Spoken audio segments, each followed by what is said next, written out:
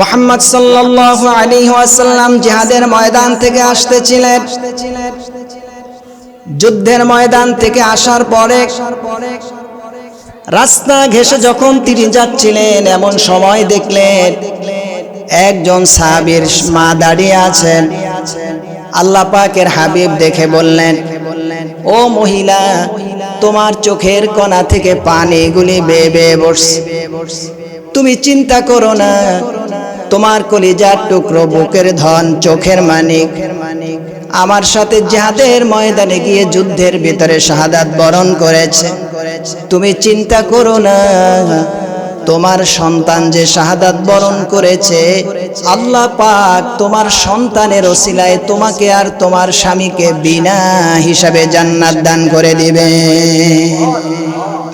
মহিলা বললেন, ইয়া রাসূলুল্লাহ, ইয়া হাবিবাল্লাহ, আমার মনের ভেতরে সন্তান হারিয়ে যে একটা দুঃখ ভারাক্রান্ত হৃদয় ছিল, সব কিছু বিদায় নিয়ে গিয়েছে।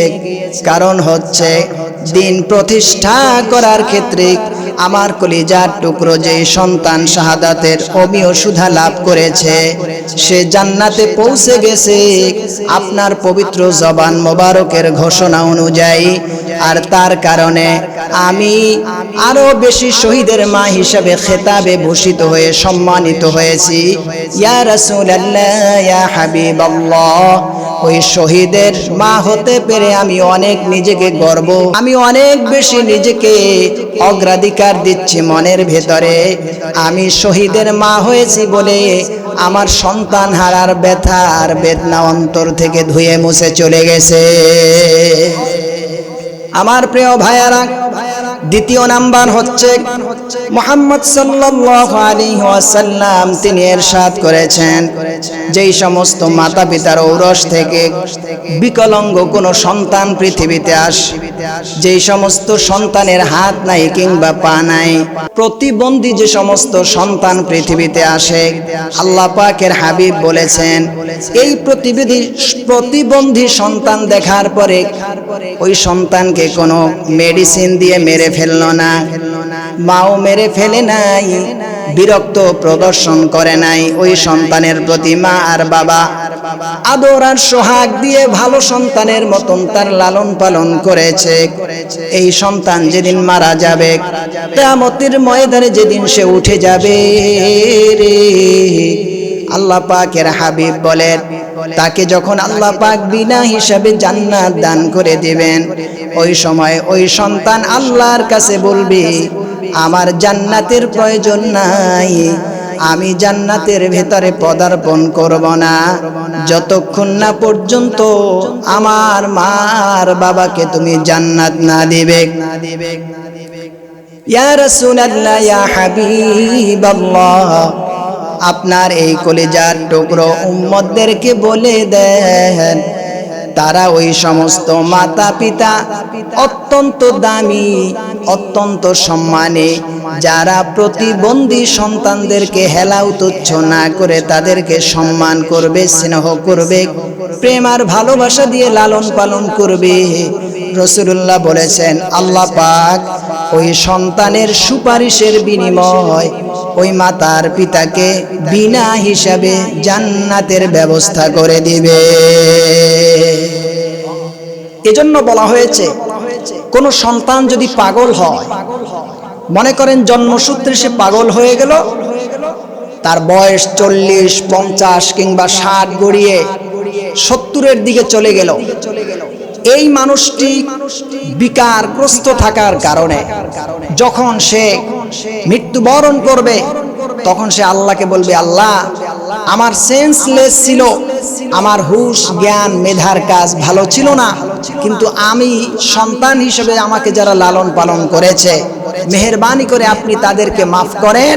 আর আজকের আপার মতন পাগলকে যখন আপনি বিনা হিসাবে জান্নাত দান করতেছেন, আমি আপনার কদম মোবারকে সুপারিশ করছি, আমার মা আর বাবাকে জান্নাতি বানিয়ে দেন। তাহলে 4 শ্রেণীর গেল, কয় শ্রেণীর? একটু কথা বলেন। 2 শ্রেণীর। এবার আসেন তৃতীয় শ্রেণীর। তৃতীয় শ্রেণীর যারা হবে, তারা হচ্ছে যেই সমস্ত মানুষগুলির অপ্রাপ্ত বয়স্ক অবস্থায় সন্তান মারা যায়, সেই সন্তানগুলি কিয়ামতের ময়দানে আল্লাহ তাআলার কাছে বাহানা করবে।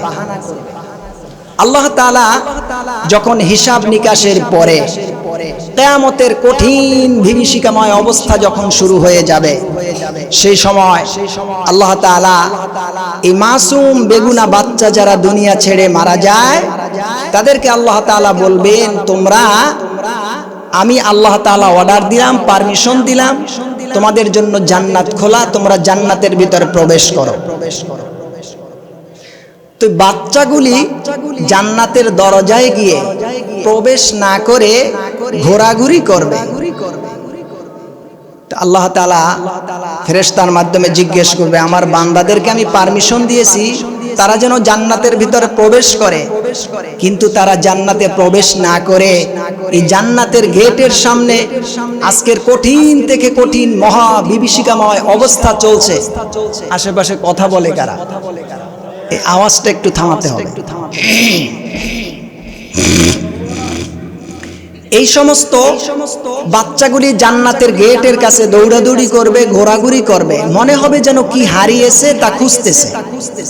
তখন তাদেরকে ফেরেশতারা জিজ্ঞেস করবে যে তোমরা এখানে ঘোরাঘুরি করতেছো কারণ কি? আল্লাহ তাআলা তোমাদেরকে জান্নাত দান করেছেন, তোমরা জান্নাতে প্রবেশ করো। ছোট ছোট বাচ্চাগুলি তখন জবান ছেড়ে আল্লাহকে ডেকে বলবেন, রব্বুল আলামিন, আমাদের আজকের দিনে কোনো জান্নাতের প্রয়োজন নাই। আমরা যতক্ষণ পর্যন্ত আমাদের জন্মদাতা পিতার গর্ভধারিণী মাকে সঙ্গী হিসেবে না পাবো, ততক্ষণ পর্যন্ত আপনার দেওয়া জান্নাতের ভেতরে আমরা কখনোই প্রবেশ করব না। ফেরেশতারা বলবেন, ভাইরে, আজকের তো মহা কিয়ামত শুরু হয়ে গেছে। এই কিয়ামতের ময়দানে সব মানুষগুলি বেকুল বেকারার হয়ে আছে, মানুষগুলি দিক বিদিক শূন্য হয়ে ঘোরাঘুরি করতেছে। কুরআনুল কারীমের ভেতরে এসেছে 19তম পারার প্রথমতম সূরা প্রথমতম আয়াত প্রথমতম পৃষ্ঠার ভেতরে আল্লাহ পাক ইরশাদ করেছেন, আল্লাহ পাক বলেন, ওয়া ইয়াউমা তাশাক্কাকুস সামাউ বিল গামামি ওয়া নুজ্জিলাল মালাইকাতু তানজিলা। আল্লাহ পাক বলেন, কিয়ামত ময়দান যখন শুরু হয়ে যাবে, 27তম পারার 11তম পৃষ্ঠার সূরাতুর রহমানের ভেতরে আল্লাহ পাক ইরশাদ করেন, আল্লাহ পাক বলেন, ফাইদান শাক্কাতিস সামাউ ফাকানাত ওয়ারদাতান কাদ্দিহাত। আল্লাহ তাআলা বলেন, কিয়ামতের ময়দানে যখন আসমানটা তামার মতন হয়ে লাল হয়ে পানির মতন যখন জমিনের উপরে পড়ে যাবে, সূরাতুল কিয়ামার ভিতরে আল্লাহ পাক ইরশাদ করেছেন, ওয়াজুমিআশ শামসু ওয়াল কমার ইয়াকুলুল ইনসানু ইয়াওমাইদিন আইনাল মাফার কাল্লা লা ওয়াজারা ইলা রাব্বিকা ইয়াওমাইদিনিল মুস্তাকার। আল্লাহ পাক বলেন, চন্দ্র আর সূর্যটাকে আমি আল্লাহ পাক একত্রিত করব, আলোহীন করে ফেলব। আজকের সূর্যটা 9 কোটি 30 লক্ষ মাইল দূরে অবস্থান করেছে। বিজ্ঞানীরা বলেছেন প্রত্যেকটা সেকেন্ডের ভিতরে 1 কোটি 40 লক্ষ সেন্টিগ্রেড তাপমাত্রা দিয়ে আল্লাহ পাক সূর্য দিয়ে গোটা পৃথিবীটাকে বাঁচিয়ে রেখেছেন। আল্লাহ পাকের হাবিব বলেন, এই সূর্যটা সেদিন আলোহীন হয়ে যাবে। চাঁদ আর সূর্য আলোহীন হয়ে একাকার হয়ে সমুদ্রের ভিতরে আল্লাহ পাক নিক্ষেপ করবেন। সমুদ্রের পানির ভিতরে আগুন জ্বলে যাবে, আর আসমানটা তামার মতন পানি হয়ে জমিনে পড়ে যাবে। আর জমিনটা যখন ভূমিকম্পের মতন নড়াচড়া করতে থাকবে, মানুষগুলি দিশেহারা বেকুল বেকারার হয়ে যাবে। আল্লাহ পাক বলেন, এই সময় মাকামে মাহশারকে কিয়ামতের ময়দানটা কি ইয়াউমা তুবাদদালুল আরদু গায়রাল আরদি ওয়াস সামাওয়াতু ওয়া বারাজু লিল্লাহিল ওয়াহিদিল কাহ্হার। আল্লাহ পাক বলেন, এই কিয়ামতের ময়দান দুনিয়ায় যেটা আছে এটাকে নতুন করে আল্লাহ পাক কিয়ামতের ময়দান যখন বানিয়ে দিবেন, কিয়ামতের ময়দান বানানোর পরে আল্লাহ পাক বলেছেন, এখানে সূর্য নাই, চন্দ্র নাই, আসমান নাই, সব কিছু নতুন করে আল্লাহ পাক তৈরি করবেন। মানুষগুলি বেকুল বেকারার হয়ে যাবে, অস্থির হয়ে যাবে, সেন্সলেস হয়ে যাবে। কে কোথায় আছে, দাঁড়িয়ে আছে না বসে আছে, কে কোন অবস্থায় আছে, কারো কোনো সময় জ্ঞান থাকবে না। সব মানুষগুলি বেকুল বেকারার হয়ে যাবে। আল্লাহ পাক বলেন, কেন বেকুল বেকারার হবে না? 19তম পারার প্রথমতম পৃষ্ঠার ভেতরে আল্লাহ পাক বলেন, ওয়ায়াউমা তাশাক্কাকুস সামাউ বিল গামাম ওয়া নুজ্জিলাল মালাইকাতু তানজিলা। এই আয়াতের তাফসীর ইবনে কাসিরের ভেতরে আমি নগণ্য খাদেম আল্লাহ পাকের আমি দেখার চেষ্টা করেছি কয়েকটা তাফসীর ঘেটে। তাফসীরের ভেতরে এসেছে গোটা কিয়ামতের ময়দানটাকে আল্লাহ পাক প্রথমতম একটা ব্যারিকেড দিয়ে দিবেন ফেরেশতা দিয়ে।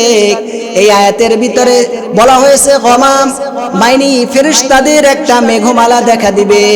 মানুষ মনে করবে এই মেঘ দিয়ে মনে হয় খাদ্য নেমে আসবে, মানুষ সেই মেঘের দিকে তাকিয়ে থাকবে। আল্লাহ পাক বলেন না, সেই মেঘের ভিতর থেকে একদল ফেরেশতা এসে এই কিয়ামতের ময়দানটাকে বাউন্ডারি দিয়ে দিবেন। এরপরে দ্বিতীয় আর একটা ফেরেশতাদের আবার আসমান থেকে নাজিল হয়ে যাবে, সেই ফেরেশতারা এসে দ্বিতীয় আর একটা বাউন্ডারি দিয়ে দিবেন। এরপরে তৃতীয় নাম্বার আর একটা ফেরেশতাদের দল বের হয়ে যাবে, আবার সেটা তৃতীয় দল এসে বাউন্ডারি দিয়ে দিবে। এভাবে করে একে একে 4 থেকে 5টা বাউন্ডারি দেওয়ার পরে আল্লাহ পাক বলেন, এই সময় আল্লাহ পাক ঘোষণা করে দিবেন। 27তম পারার 11তম পৃষ্ঠার সূরাতুর রহমানের ভিতরে আল্লাহ পাক বলেন, ইয়া মা'শারাল জিন্নি ওয়াল ইনসি ইন ইসতাতা'তুম আন তানফুযু মিন আকতারিস সামাওয়াতি ওয়াল আরদি ফানফুযু লা তানফুযুনা ইল্লা বিসুলতান। সুবহানাল্লাহ। আল্লাহ পাক বলেন, ইয়া মা'শারাল জিন্নি ওয়াল ইনস, হে পৃথিবীর জিন আর ইনস, ইন ইসতাতা'তুম, যদি তোমাদের সামর্থ্য থাকে, অ্যাবিলিটি থাকে, পাওয়ার থাকে, মেধা থাকে, বুদ্ধি থাকে, সহায় থাকে, সম্পদ থাকে, সহমত থাকে, রাজনৈতিক ক্ষমতা থেকে থাকে, ইন ইসতাতা'তুম আন তানফুযু, যদি আমি আল্লাহ পাক যে বাউন্ডারিটা ফেরেশতা দিয়ে দিয়েছি, ক্ষমতা যদি থেকে থাকে, তোমরা আমার বাউন্ডারি ক্রস করে বের হয়ে যাও।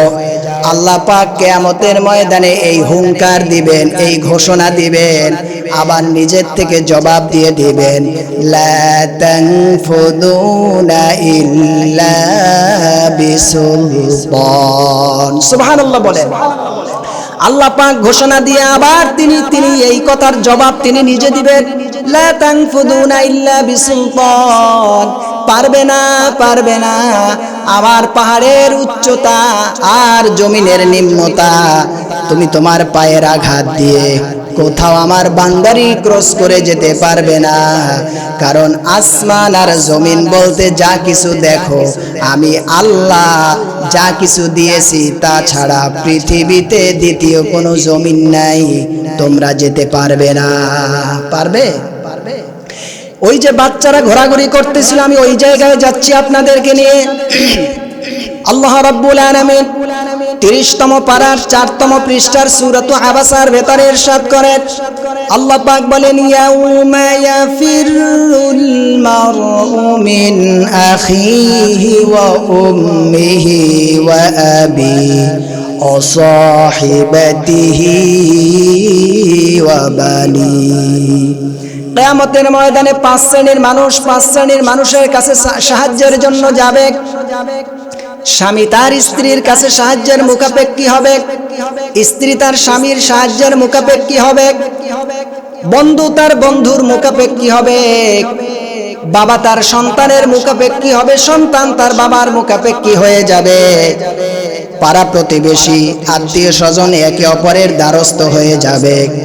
5 শ্রেণীর মানুষের কাছে যাবে, কিন্তু একজন যখন অন্যজনকে আসতে দেখবে, আল্লাহ পাকের কোরআন বলে, ইয়াউমা ইয়াফিরুল মারউ মিন আখিহি ওয়া উম্মিহি ওয়া আবিহি ওয়া সাহিবাতিহি ওয়া বানিহি। তোমার বন্ধু তোমাকে দেখে পলায়ন করবে। স্বামী তার স্ত্রীকে দেখার পরে সন্তান যখন তার মায়ের কাছে চলে যাবে, সন্তানকে দেখে মা বলবে, আমি নারী, জীবনে আমার বিবাহ হয় নাই, আর কোনো সন্তানকে আমি পেটের ভেতরে ধারণও করি না। আমার প্রিয় ভাইয়ারা, অত্যন্ত ভয়াবহ বিভীষিকাময় অবস্থার ভেতরে সব মানুষ বেকুল বেকারার হয়ে থাকবে। এই সময় আল্লাহ সুবহানাহু ওয়া তাআলা ওই ছোট ছোট বাচ্চাদেরকে বলবেন, তোমরা জান্নাতের ভিতরে প্রবেশ কেন করছো না? তখন ওই কচি কচি বাচ্চারা তার জবান দিয়ে বলবে, রব্বুল আলামিন, আমাকে আমার মা পেটের ভিতরে ধারণ করেছে, আমাকে আমার বাবা তার পিঠের পৃষ্ঠদেশ থেকে সবেগে নির্গত পানি ফোঁটা হয়ে আমি তার মেরুদণ্ডের ভিতরে ছিলাম।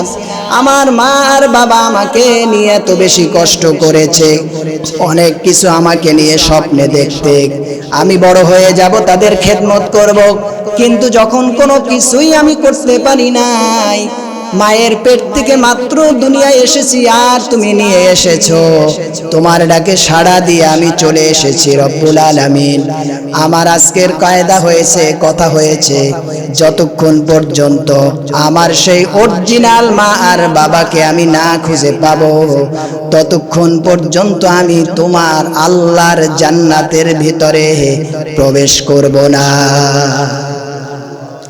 হাদিসের ভিতরে লেখে, মা আর বাবা অবয়ব দিয়ে আল্লাহ পাক তখন তার সামনে ফেরেশতাদেরকে হাজির করবেন। বাচ্চাগুলি ফেরেশতার কাছে যাবেন এবং ফেরেশতার কাছে গিয়ে ওই কোলে উঠবেন, কিছুক্ষণ পরে আবার তারা নেমে আসবে।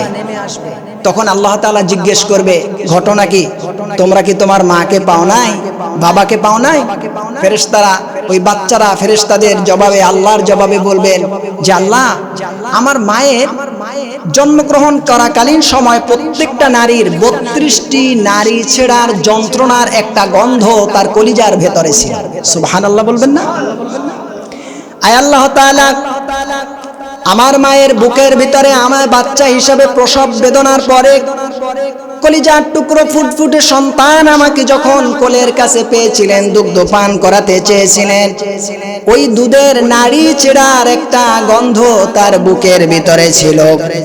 আপনি যে আমার মা বাবার চেহারা দিয়ে যাদেরকে দিয়েছেন, আমি নাক দিয়ে দেখতে পেয়েছি, সেই বাবার গায়ের গন্ধ আর মায়ের গায়ের গন্ধটা পাওয়া যায় না।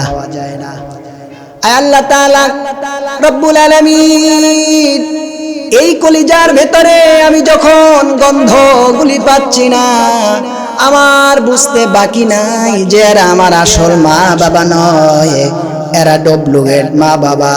অতএব আমার আসল মা বাবা যতক্ষণ পর্যন্ত না পাবো, ততক্ষণ পর্যন্ত আল্লাহর কসম, হে আল্লাহ, আপনার জান্নাতে আমরা প্রবেশ করব না। এইবার দলের ভিড়ের ভেতরে তার আপন মা বাবা দাঁড়িয়ে থাকবে। আল্লাহ পাক বলবেন, দেখো তো তুমি তোমার মা বাবাকে চিনতে পারছো কিনা? তখন সন্তানগুলি দৌড়ে যাবে, দৌড়ে যাবার পরে সেই জায়গায় গিয়ে তার মার বাবার কোলের ভিতরে উঠে যাবে। আল্লাহু আকবার, পানি দিও। তখন আল্লাহ সুবহানাহু ওয়া তাআলা বলেন, ওই সন্তানগুলি আপন মা বাবার বুকের কাছে চলে যাবে, আর যাবার পরে যখন নাকটা বুকের কাছে দিবে, বাবার গায়ের গন্ধ নাকে আসবে, মায়ের 32টি নাড়ি ছেড়ার গন্ধ যখন তার নাকে আসবে, আসার পরে বুঝতে পারবে এটা ডুপ্লিকেট মা বাবা নয়, এটাই হচ্ছে আমার অরিজিনাল আসল জন্মদাতা মা আর বাবা। এই মা বাবাকে আল্লাহর কাছে সুপারিশ করে করে সাথে সাথে আল্লাহর জান্নাতে নিয়ে যাবে। একটু জিকির করেন, লা ইলাহা, জোরে লা ইলাহা,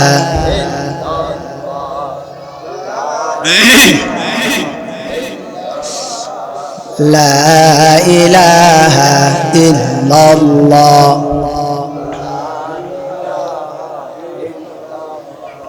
আল্লাহু সুবহানাহু ওয়া তাআলা সাথে সাথে বলবেন, বান্দারে, এইবার তুমি তোমার মা বাবাকে পেয়েছো নাকি? আল্লাহ রাব্বুল আলামিনের প্রশ্নের সাথে সাথে বান্দারা বলবে, হ্যাঁ এবার আমরা আমাদের আপন মা বাবাকে খুঁজে পেয়েছি। আল্লাহ পাক বলবেন, এবার যাও তোমার মা আর বাবাকে নিয়ে আমার দেওয়া নাজ নেয়ামত ওয়ালা সেই জান্নাতের ভেতরে তোমরা শান্তিতে জীবন যাপন করতে থাকো। হাদিসের ভেতরে এসেছে, যেই বাড়িটি তাদের জন্য বরাদ্দ করা রাখা হয়েছে, ওই বাড়ির একটা গেট আছে, ওই গেটে একটা সাইনবোর্ড আছে, ওই গেটের ভিতরে একটা নেম প্লেট আছে। সেই নেম প্লেটের ভিতরে হাদিসের ভিতরে শব্দটা এভাবে এসেছে, সাম্মুহু বাইতাল হাম। রাসূলুল্লাহ বলেছেন, যেই সন্তানগুলি অপ্রাপ্ত বয়স্ক অবস্থায় মারা যাবে দুনিয়া ছেড়ে, অবশ্যই মা আর বাবার কষ্ট লাগে, মনটা ব্যথা লাগে, চোখে পানি আসে, কিন্তু হাহুতাশ আর হতাশা না করে ধৈর্য ধারণ করে যদি ওই সন্তানকে কিয়ামতের ময়দানে ব্যালেন্স হিসেবে যদি কেউ ধৈর্য ধারণ করে রাখতে পারে, আল্লাহর হাবিব বলেছেন আল্লাহ পাক ওই বাইতুল হামদ মানে প্রশংসার ঘর, এমন একটা জান্নাত ওই মৃত্যু সন্তানের পক্ষ থেকে মাতা পিতাকে আল্লাহ পাক উপহার দান করে দিবে। আমার প্রিয় ভাইয়েরা, এখানেই শেষ নয়। একটি সন্তান পৃথিবীতে 1 সেকেন্ড আগে এসেছে আর 1 সেকেন্ড পরে এসেছে, সন্তানের ভ্যালুটা কেমন দেখে। যখন কোনো প্রাপ্ত মানুষ দুনিয়ার ভেতরে মারা যায়, মারা যাবার পরে তার জন্য জানাজার নামাজ ফরজি কিফায়া, 4 তাকবীরের শহীদ আদায় করতে হয়। প্রথম তাকবীরে সানা পড়ে, দ্বিতীয় তাকবীরে দরুদ শরীফ পড়ে, তৃতীয় তাকবীরে আল্লাহুম্মা গফির লি হাইয়িনা ওয়া মাইয়িতিনা ওয়া শাহিদিনা ওয়া গায়িবিনা ওয়া সগীরিনা ওয়া কাবীরিনা ওয়া যাকারিনা ওয়া উনসানা اللهم من أحييته منا فأحيه على الإسلام ومن توفيته منا فتوفه على الإيمان سبحان الله। কি বললাম? মাইয়াতকে সামনে রেখে ইমাম সাহেব সহ মুসল্লিরা বললেন, আল্লাহুম্মা গফির লি হাইয়িনা, আয় আল্লাহ এখানে আমরা যারা জীবিত আছি আপনি না আমাদের এই প্রাপ্ত অপ্রাপ্ত সবাইকে মাফ করে দেন। ওয়া শাহিদিনা, উপস্থিত যারা আছে, ওয়া গায়িবিনা, যারা অনুপস্থিত আছে, শাহিদিনা ওয়া গায়িবিনা ওয়া সগীরিনা ওয়া কাবীরিনা, ছোট যারা, বড় যারা, নারী যারা, পুরুষ যারা, সবাইরে মাফ করেন। কিন্তু আপনারা রাজাপুর শহরের জ্ঞানীবান মানুষ আমার প্রশ্নের জবাব দেন, অপ্রাপ্ত বয়স্ক ছেলে আর মেয়ে যদি মারা যায়, তাদের এই তৃতীয় তাকবীরে যেই দোয়াটা প্রাপ্তবয়স্ক মানুষের ক্ষেত্রে পড়া হয়, অপ্রাপ্ত বাচ্চারা মারা গেলে দুনিয়ায় এসে মাত্র হয়তো চোখটা মেলেছিল, কিংবা একটু কান্না করেছিল, কিংবা একটু ক্যাকও করে উঠেছিল, কিংবা দাত্রী মা বা মহিলা বলেছে যে সে দুনিয়ায় এসে জীবিত ছিল, প্রসব বেদনা থেকে খালাস বা মুক্ত হয়ে আবার সাথে সাথে মারা গেছে।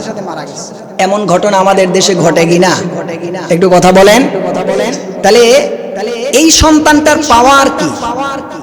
হাদিসে পাকের ভেতরে এসেছে, যেই সন্তানটা শুধুমাত্র গর্ভ থেকে বের হয়ে গেল, বের হবার পরে আব্বা আব্বা বলে ডাকে নাই, মা মা বলে ডাকে নাই, তাফসীরের ভিতরে লেখে শুধুমাত্র চোখ দুটা মেলেছিল, কিংবা একবার ট্যাটা করে কান্না করেছে, কিংবা হাত পা একটু নড়াচড়া করেছে, সাথে সাথে আবার মারা গিয়েছে, এই মানুষটার কত দাম আল্লাহ পাকের হাবিব বলেন, এমন সন্তান দুনিয়ায় আসার পরে যে মারা গিয়েছে, ওই সন্তানের মারা যাবার পরে তারে গোসল করাও, তারে কাফন পরাও, এরপরে জানাজার নামাজের ব্যবস্থা করো, তারপরে তারে উত্তম ভাবে দাফনের জন্য তোমরা ব্যবস্থা করে দাও।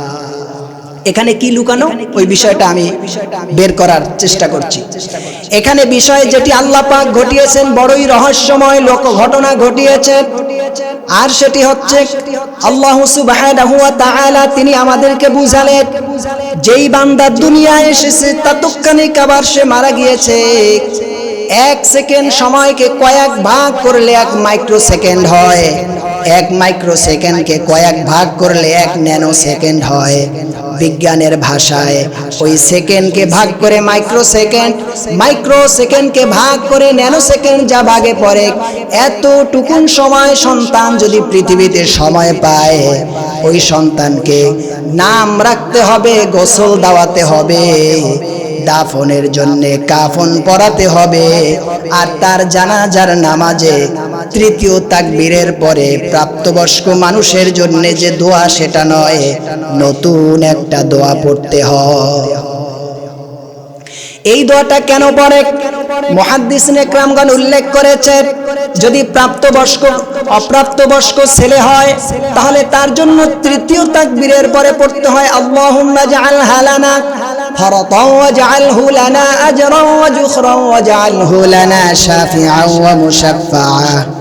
আর যদি অপ্রাপ্তবয়স্ক মেয়ে হয় তাহলে পড়তে হয় আল্লাহুম্মা জাআলহা লানা ফারাতাও ওয়াজআলহা লানা আজরাও ওয়া যুখরাও ওয়াজআলহা লানা শাফিআও ওয়া মুশাফফাআ। আল্লাহ পাকের হাবিব বলেন, এই বাচ্চার জানাজার নামাজে কিন্তু এইবার আর কেউ পড়ে নাই। পরে মাফ করো, আমাদের মাফ করো, নারী পুরুষ সবাইরে মাফ করো। বলছে? বলে নাই। কেন? প্রাপ্তবয়স্ক নারী পুরুষের জন্য ওনার পক্ষ হয়ে, মাইয়েতের পক্ষ হয়ে সবাই আল্লাহর কাছে দোয়া প্রার্থী হয়ে কথা বলে, দোয়া চায়, ক্ষমা চায়। কিন্তু অপ্রাপ্তবয়স্ক মাসুম বেগুনাহ, ওর নামায় আমলে এখন পর্যন্ত গুনাহ আসে নাই, ওর নামায় আমলের দফতরটা এখন পর্যন্ত খোলা হয় নাই। আল্লাহ পাকের হাবিব বলেন, ওর জন্য যে দোয়াটা রাসূলুল্লাহ নির্দিষ্ট করে দিয়েছেন সেটা হচ্ছে আল্লাহুম্মা জাআলহু লানা ফারাতাও ওয়াজআলহু লানা আজরাও ওয়া যুখরাও ওয়াজআলহু লানা। মানে হচ্ছে, আল্লাহ এই মাসুম বেগুনাহ সন্তান রে তুমি আমাদের পক্ষ থেকে অ্যাকাউন্টের ভিতরে একটা ব্যালেন্স বানিয়ে রাখো, এই সন্তান যেন কিয়ামতের ময়দানে কঠিন বিভীষিকাময় দৃশ্যের ভেতরে, যেই দিন মা তার মেয়েকে ভুলে যাবে, স্বামী তার স্ত্রীকে ভুলে যাবে, বাবা তার সন্তানের পরিচয় দিবে না, বন্ধু তার বন্ধুর পরিচয় দিবে না, এমন কঠিন বিভীষিকাময় দৃশ্যের ভেতর যখন ভীত সন্ত্রস্ত অবস্থার কিয়ামতের মাঠ শুরু হয়ে যাবে, ওই সময় যেন এই সন্তানটা আমাদের পক্ষ হয়ে তুমি আল্লাহর কাছে সুপারিশ করতে পারো, সেই জন্য এই সন্তানকে তোমার কাছে আমানত হিসাবে ব্যালেন্স করে রেখে দাও। জোরে সুবহানাল্লাহ বলেন। তাহলে যেই মাতা পিতার অপ্রাপ্ত সন্তান মারা যায় তারা ভাগ্যবান। বিকলাঙ্গ প্রতিদ্বন্দ্বী সন্তান যদি থাকে, তারা যদি মারা যায়, ওই সন্তানের মাতা পিতা ভাগ্যবান। বুঝতেছেন আলোচনা?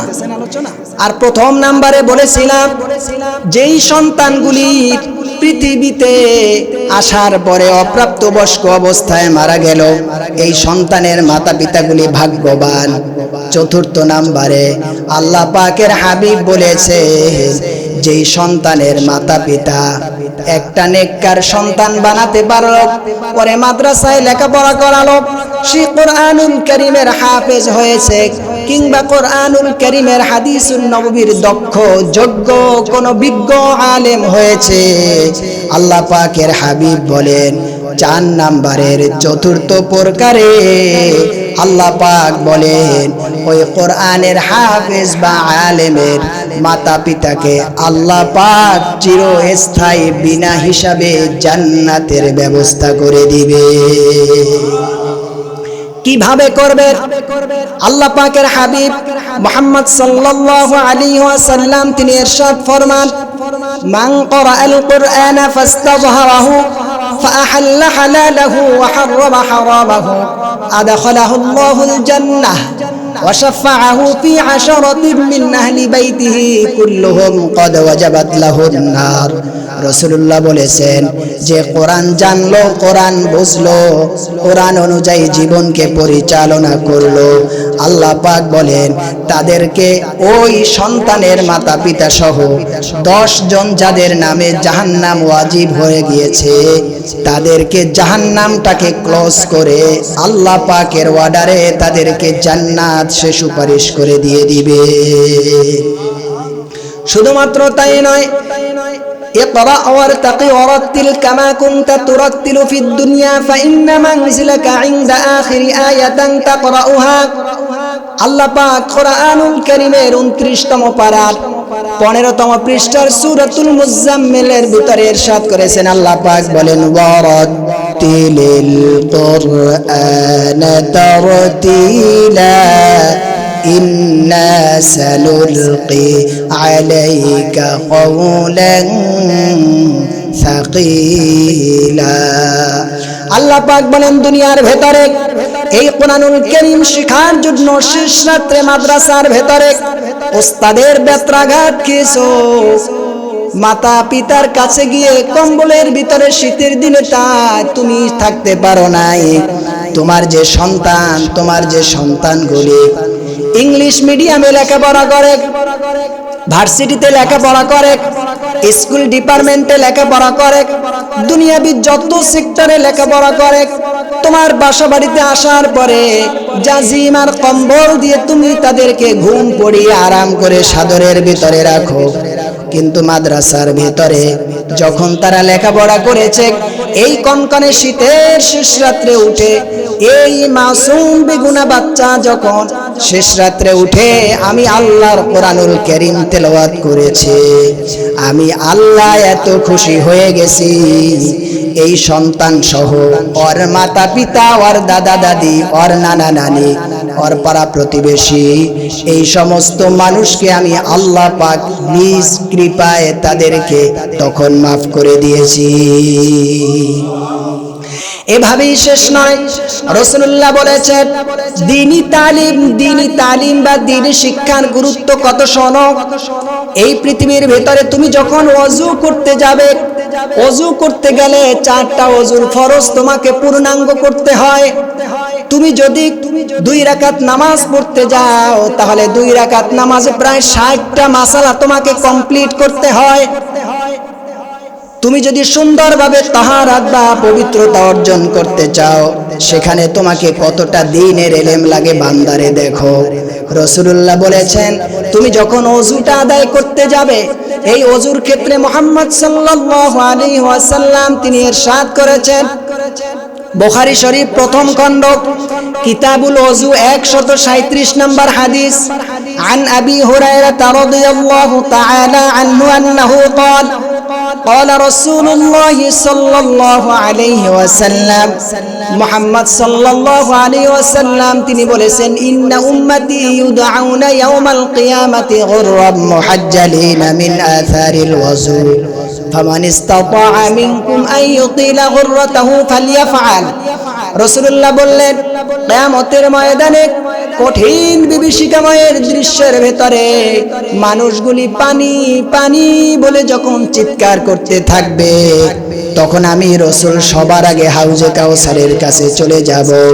সাহাবীরা বলেছিলেন হুজুর গো, আপনি আপনার সব উম্মতদেরকে কিয়ামতের ময়দানে আদম নবীর উম্মত রয়েছে, শীষ নবীর উম্মত রয়েছে, ইদ্রিস নবীর উম্মত রয়েছে, হুদ নবীর উম্মত রয়েছে, সালেহ নবীর উম্মত রয়েছে, হুদ নবীর এরপরে লূত নবীর উম্মত রয়েছে, মুসা নবীর উম্মত রয়েছে, ঈসা নবীর উম্মত রয়েছে, ইসমাইল জবিহুল্লাহর উম্মত রয়েছে, ইব্রাহিম ও খলিলুল্লাহর উম্মত রয়েছে, ইয়াকুব নবীর উম্মত রয়েছে, ইউসুফ নবীর উম্মত রয়েছে, ইয়াকুব নবীর উম্মত রয়েছে, ইসহাক নবীর উম্মত রয়েছে।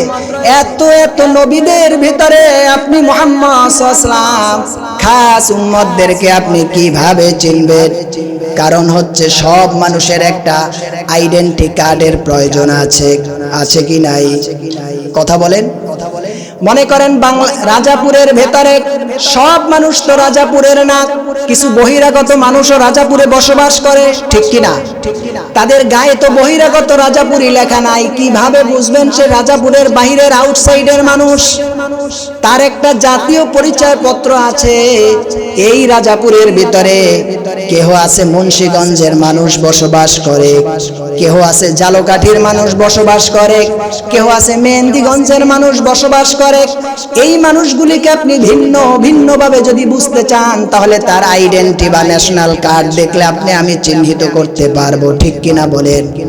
রাসূলুল্লাহ বলেন আমার প্রিয় উম্মত, আমার প্রিয় সাহাবী ভাইয়েরা, তোমরা শোনো, কিয়ামতের সেই কঠিন বিভীষিকাময় দৃশ্যের মধ্যে আমার উম্মতদেরকে আমি কিভাবে চিনব? শেষ জামানার উম্মত বলে তাদের কোনো আইডেন্টি কার্ড নাই, কিন্তু একটা জিনিস আছে, আর সেই জিনিসটি হচ্ছে কিয়ামতের ময়দানে আমি রাসূল একদল হাত আর পা গুলি ঝলঝলে ফকফকে চকচকে করে তাদের চেহারায় নূর চমকাতে থাকবে। এটা দেখে দেখে আমি মুহাম্মদ সাল্লাল্লাহু আলাইহি ওয়াসাল্লাম তাদেরকে চিনে চিনে আমি হাউজে কাউসারের পানি পান করিয়ে দিব। আর জোরে বলো সুবহানাল্লাহ। আমার প্রিয় ভাইয়েরা, এখন কাদেরকে সেই জায়গাগুলি ঝকঝক ফকফকে করতে থাকবে?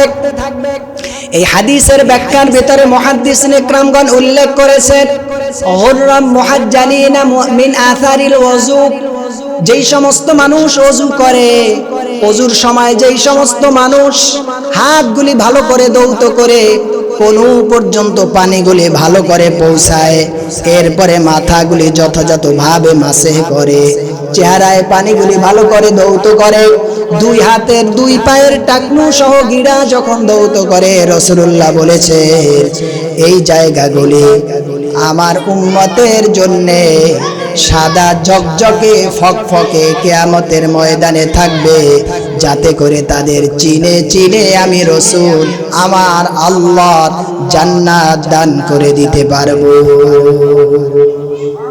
সাহাবীরা বলছিলেন, ইয়া রাসূলুল্লাহ, ইয়া হাবিবাল্লাহ, অনন্য নবী তাদের উম্মত, আর আপনার উম্মতের আইডেন্টিটিটা কি?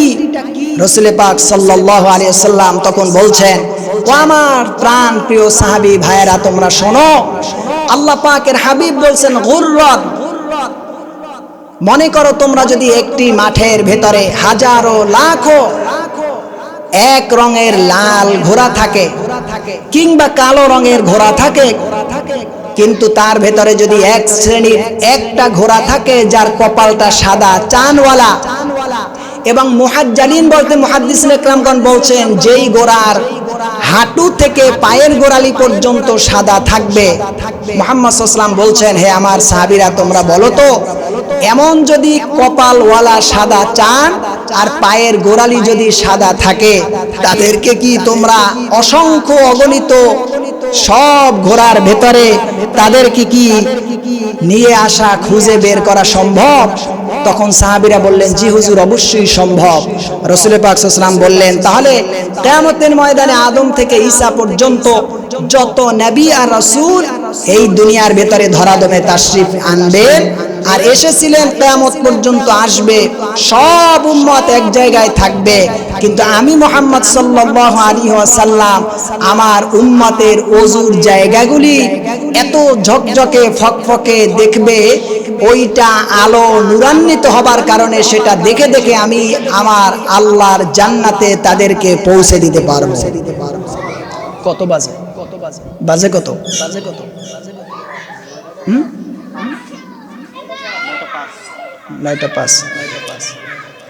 আমার প্রিয় ভাইয়েরা, তাহলে রাসূল পাক সাল্লাল্লাহু আলাইহি ওয়াসাল্লাম বললেন, পূর্বের যত নবী আছে, পূর্বের জামানার যত উম্মত আছে, এই উম্মতদের কারো ওযুর কোন জায়গা ঝকঝকে ফকফকে করে সুন্দর আলো বিউটিফাই হবে না, কিন্তু একমাত্র কেবলমাত্র উম্মতে মুহাম্মাদি যারা হবে তাদের চেহারা, কপাল আর হাত আর পা গুলি নূরে নূরান্বিত হয়ে ঝলমল করতে থাকবে। এটা পৃথিবীর পূর্বের কোন নবীর উম্মতকে এই অথরিটি, এই পাওয়ার, এই লেজিস্টিটি, সুপার পাওয়ারের চিহ্নটা দেন নাই, নিদর্শন দেন নাই, আলামত দেন নাই, যে আলামতটি শুধুমাত্র উম্মতে মুহাম্মাদির জন্য খাস ভাবে আল্লাহ পাক রাসূলুল্লাহর মুজিজা হিসেবে দিয়েছে। চিৎকার মেরে বলেন সুবহানাল্লাহ।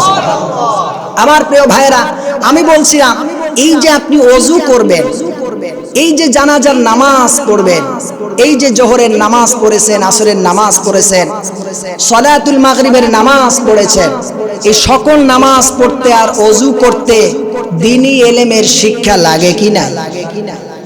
এই দ্বীনি ইলমের শিক্ষাটা যদি না থাকে আপনি নামাজ পড়তে পারবেন না। আপনি রোজা কিতে রাখে আর কিতে হয় আর কিতে হয় না, জাকাত কিভাবে দেয়, জাকাত কোন ভাবে দিলে কাকে দিলে হয় আর কোন ভাবে দিলে হয় না, হজ আপনি কার কোন মুআল্লিমের সাথে করবেন, কিভাবে করবেন, সাফা মারওয়ায় সাই করবেন, মিনা মুজদালিফায় অবস্থান করবেন, আপনি নহর করবেন, উট পশু জবেহ করবেন কিংবা দুম্বা জবেহ করবেন, আপনি আপনার জীবনের যে কোনো কাজ করবেন, এমন কোনো কাজ নাই যেই কাজের ভিতরে দ্বীনি শিক্ষা বা ইলম বা তালিম তারবিয়াত না থাকলে ওই কাজ করা যায়, এমন একটা কাজ আছে? কথা বলেন, নাই। যেহেতু পৃথিবীর কোনো কাজে দ্বীনি ইলম ছাড়া আপনি চলতে পারবেন না, বিশেষ করে এই পৃথিবীর জ্ঞান যদি আপনার আমার কমও থাকে, আপনি আমি চাল ডাল বাসা বাড়ি ইনকাম আদি কিভাবে হয় কিভাবে করতে হয় কারো না কারো কাছ থেকে এটা জেনে শুনে আদায় করা যায়, সম্ভব। কিন্তু আখিরাতের মহান ইবাদত, এটাকে যদি আপনাকে আমাকে বিশাল এক সামগ্রী নাজাতের প্যাকেজ করতে হয়, তাহলে আপনাকে আমাকে আখিরাতের দ্বীনি ইলম ছাড়া আদৌ কি সম্ভব? জোরে বলেন। সেক্ষেত্রে আপনার নিজেকে আলেম হতে হবে। রাসূলুল্লাহ বলেছেন, কুন আলিমান আও মুতাআল্লিমান আও মুহিব্বান আও নাঈমান। রাসূলুল্লাহ বলেছেন, হয় তুমি নিজে আলেম হও, না হয় তুমি আলেমদের বাবা হও, আলেমের দাদা হও, আলেমের নানা হও, আলেমের চাচা হও, ফুফা হও, আলেমের বড় ভাই হও, আলেমের মামু হও, আলেমের খালু হও, আলেমের ফুফা হও। কোনো না কোনো এক শ্রেণীতে তুমি তোমার বংশের ভিতরে একটা আলেম রাখো। কারণ তুমি যদি ওই আলেমকে লেখাপড়ার ক্ষেত্রে টাকা পয়সা কথাবার্তা ভালো একটা প্রতিষ্ঠানে দিয়ে সাহায্য আর সহযোগিতা করে তাকে যদি মানুষ করতে পারো, ও জীবনে যত আমল করবে তার একটা পার্সেন্টেজ তোমার নামায় আমলে অটোমেটিক যেতেই থাকবে। বলেন সুবহানাল্লাহ। শুধুমাত্র তাই নয়, আপনাকে আমাকে যদি সলাতুল জানাজার নামাজ সর্বশেষ ঈমান নিয়ে যেতে হয়, সেক্ষেত্রেও দ্বীনি আমলের আর দ্বীনি তালিমের ব্যতিক্রম আছে কি? আপনি যখন মারা যাবেন, আমি যখন মারা যাব, ভাড়াটিয়ে হুজুর এনে তারপরে যদি সলাতুল জানাজার নামাজ দিতে হয়, কোরআনুল কারীমের খতমে কোরআনুল কারীম যদি পড়াতে হয়, ভাড়াটিয়া মানুষ যদি আনতে হয়, আপনার মনের মতন হতেও পারে নাও পারে, কিন্তু নিছক বেশক লা শাক্কা ফিহি, উহার ভিতরে কোনো সন্দেহ নাই। রাসূলুল্লাহ বলেছেন, বাবার লাশটা যদি, কফিনটা যদি সামনে থাকে আর আপনার কলিজার টুকরো নিজের ঔরসের জন্ম সন্তানটা যদি বাবার লাশের সামনে সিনা বরাবর দাঁড়িয়ে যদি আল্লাহু আকবার বলে তাকবীরে তাহরিমা বাঁধে, ওই সময়ে সন্তানের ভারাক্রান্ত হৃদয় আল্লাহর সাথে যে সম্পর্ক হয়ে যায়, আল্লাহর কসম, গোটা পৃথিবীর আলেম এক পাশে হলে আর ওই সন্তান অপর পাশে বসে তাকবীর দিলে, ওই তাকবীরের সমন্বয় কোনো তাকবীর আর হতে পারে না। পারে? সেজন্য নিজে আলেম হন। নিজে পারেন নাই, সন্তানকে আলেম বানান, নাতি নাতনিকে আলেম বানানোর চেষ্টা করেন।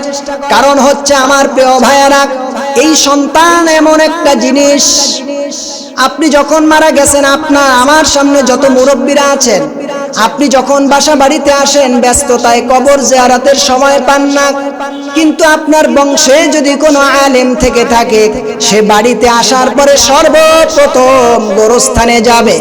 গোরস্থানে গিয়ে মনে করবে, আরে এখানে আমার দাদা, এখানে আমার দাদি, এখানে আমার মা, এখানে আমার বাবা আছে।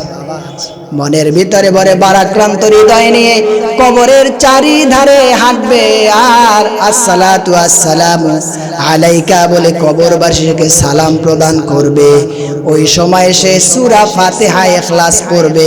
ব্যস্ততায় যদি সময় বেশি নাও দিতে পারে, হাদিসের ভেতরে লেখে, এই যে একজন আলেম বা কোরআনুল কারীমের তালিবুল ইলমের একজন ছাত্র এই যে কবরের পাশ ধরে হেঁটে চলে গেল, সেজন্য আল্লাহ পাক কমসে কম ওই গোরস্থানে যদি কোনো আযাবের মৃত্যু ব্যক্তি থেকে থাকে, কমসে কম তাকে 40 দিনের জন্য আল্লাহ পাক ওই হাফেজে কোরআন আর আলেমের পায়ের ধুলির কণার বিনিময়ে তাকে আযাবগুলি বন্ধ করে দিবে।